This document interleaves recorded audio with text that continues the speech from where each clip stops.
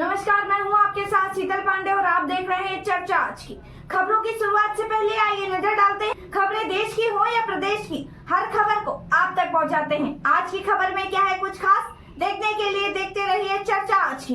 दिल्ली से एक बड़ी खबर सामने आ रही है। दिल्ली में आज से खत्म हो चुके वाहनों को ईंधन नहीं दिए जाने पर आप नेता सौरभ भारद्वाज ने कहा, क्या उनके पास पुराने वाहनों को रोकने का कोई और तरीका नहीं था?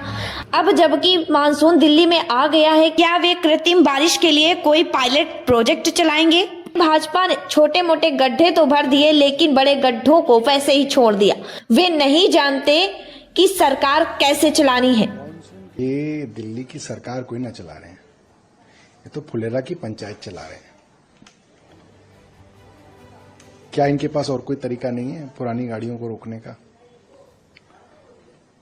क्या मॉनसून के अंदर, जब दिल्ली में मॉनसून आ चुका है, रोज बारिश हो रही है, उसमें आप आर्टिफिशियल रेन का पायलट करेंगे? छोटे छोटे गड्ढे आपने भर दिए और बड़े बड़े गड्ढे छोड़ दिए।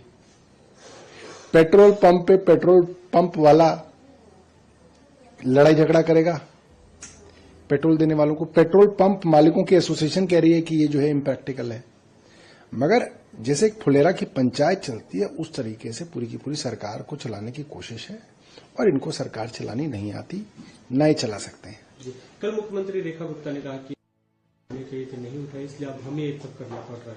उनका मतलब देखिए, 5 साल आप मुझसे लिखवा लीजिए, 5 साल तक रेखा गुप्ता जी सिर्फ और सिर्फ आम आदमी पार्टी को गाली देते रहेंगे, और 5 साल बाद ये कहेंगी कि भैया हम कुछ नहीं कर पाए क्योंकि अरविंद केजरीवाल ऐसा कर गए, अरविंद केजरीवाल ऐसा कर गए।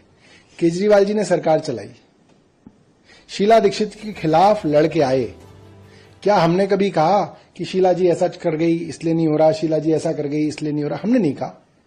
हमने कहा जिस स्थिति में हमने चुनाव लड़ा वो स्थिति हमें मालूम है, हम लोगों के लिए काम करेंगे। इनको काम नहीं करना, इनको सिर्फ बहानेबाजी बनानी है, और 5 साल तक अगर इनकी सरकार चली तो सिर्फ और सिर्फ बहाने बनाएंगे।